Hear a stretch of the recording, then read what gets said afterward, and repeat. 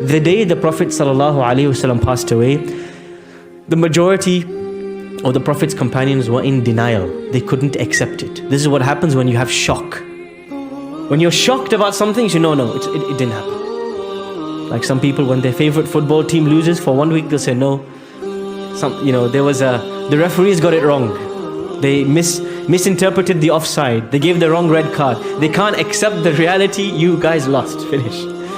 The day the Messenger ﷺ passed away, who knows which of the Prophet's companions was in the most denial? He couldn't accept it. Umar ibn Khattab stood up and he said, whoever says Muhammad ﷺ has died, what will I do? I will take his head off with this sword. And who is the one who corrected him?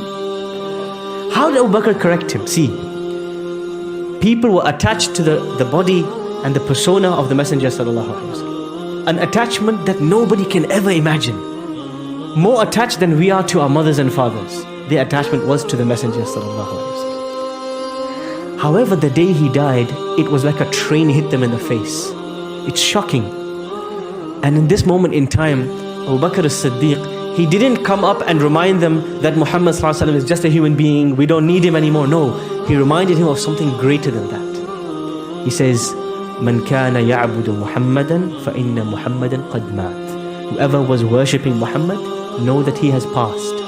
وَمَنْ كَانَ يَعْبُدُ اللَّهِ. But whoever is in service of Allah, فَإِنَّ اللَّهَ حَيٌّ لَا يَمُوتُ. Know that Allah is ever living, He never passes away.